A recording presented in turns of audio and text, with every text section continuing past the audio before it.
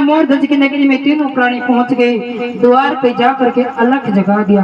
अलख निरंजन द्वारपाल खड़े थे, हाथ जोड़कर कहने लगे, साधु महाराज आओ, आदर सहित आपका आदर सत्कार करते हैं, फरमाओ, ऑर्डर करो, आदेश करो।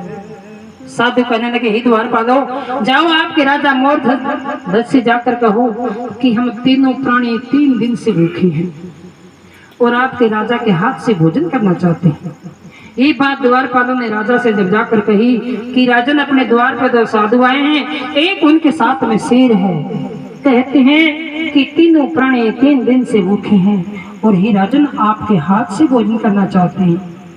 ये बात सुन करके राजा बड़ा खुश हुआ कि मैं कितना भाग्यशाली हूँ, मेरे द्वार पे साधु आए हैं और मेरे हाथ से भोजन करेंगे, कितनी बड़ी खुशी की बात है। अरे द्वारपाल जाओ, उनको आदर सहित अंदर ले आओ। तीनों प्राणी अंदर आ गए। राजा के दरबार में किस चीज की कमी थी? ऑर्डर किया और तुरंत 36 प्रकार का भोजन तैयार करवा दिया गया। हाथ जोड़ करके राजा खड़ा हो गया, आओ साधु महाराज, भोजन तैयार है, भोजन ग्रहण करो। आप कह रहे थे कि हम 3 दिन से भूखे हैं, तो आओ भोजन तैयार है, गर्मा गर्म भोजन परोस दिया है, आओ भोजन करो।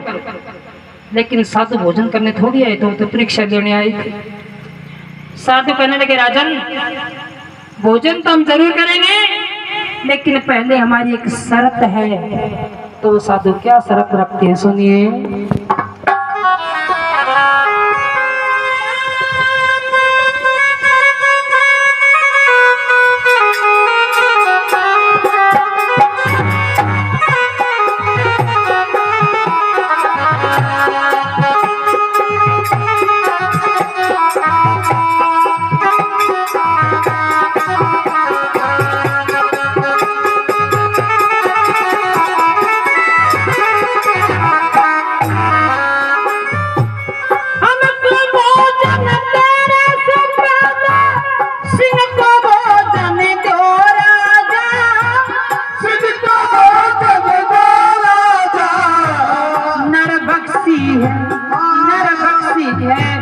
नरबक्षी है सिंह हमारा, नरकमासी तो राजा।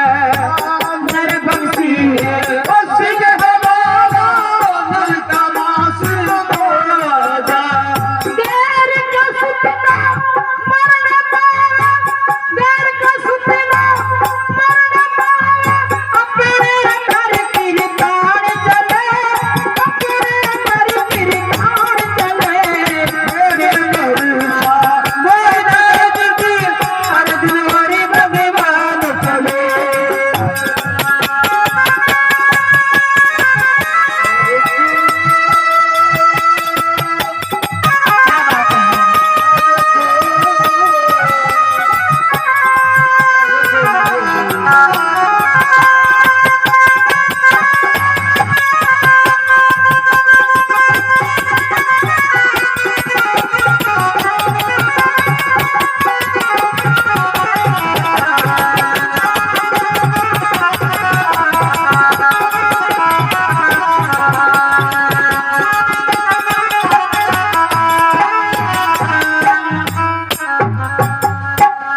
साधु कहने लगे, राजन हमें भोजन कराने से पहले हमारी एक शर्त है कि हमें भोजन कराने से पहले हमारे शेर को भोजन कराओ।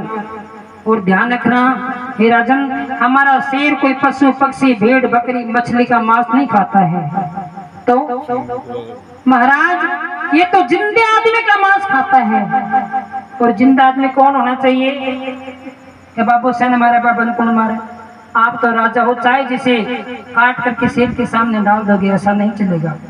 तो आपके कुल का जो चिराग है, आपकी इकलौती संतान है, आपका इकलौता पुत्र जो रतन कुमार है, उसे चीरिए और हमारे शेर के सामने डालिए।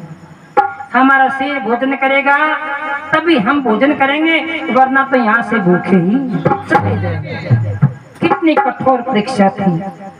राजा सोच में पड़ गया, अगर मेरे पुत्र को मारता हूं तो मेरी वंश वेल खत्म हो जाती, मेरे कुल का चिराग बुझ जाता है।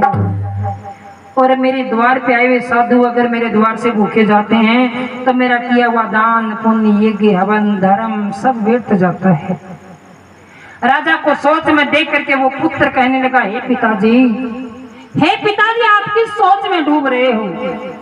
पिताजी ने जब सारी बात बताई तो वो पुत्र कहने लगा, क्या कहने लगा कि हे पिताजी अगर मेरे मरने पर आपका धर्म बचता है। देखिए कितनी सुंदर बात कही। आजकल की औलाद तो यहाँ की है, काल परसों और बस के महीने में एक चौधरी मिल गयो हरियाणा का निको रामा सामा हुई जान पेट काटी में बोली चौधरी कौन सो गाँव है। बोली बेटा बाढ़ को चौधरी साहब कह बेटा है। बोली बेटी 4 बेटा है। के रहे चारों। बोली बेटा 4 डॉक्टर है। हे भगवान तेरे तो बुजुर्ग को सावड़ ने बाबा यो जमाना और ये जमाना के बाद 4 बेटा 4 डॉक्टर। मैं कहा बाबा मेरे तो कि घाट जच्चा है जच्ची को न्या। बोली बेटी तेरे न जच्चियों की मेरे तो जच्ची की। बोले कहीं यहाँ। बोले 4 में कोई सने काम की कह के देख लो बाज क्या होगा। ने कहो तू बोल बोले तेरे की बीमारी है। तो मेरे कहने का था 4 डॉक्टर तो उन जैसा नहीं था।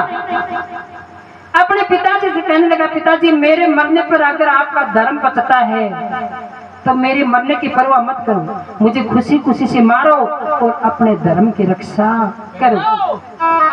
ये बात सुन करके राजा ने अपने पुत्र को काटने के लिए जो ईमान में से तलवार निकाली तो सब सोचने लगे कि तो वास्तव में अपने पुत्र को काटने के लिए तैयार हो गया। हो ना हो इस शर्त को और भी कठोर करनी चाहिए, मजबूत करनी चाहिए।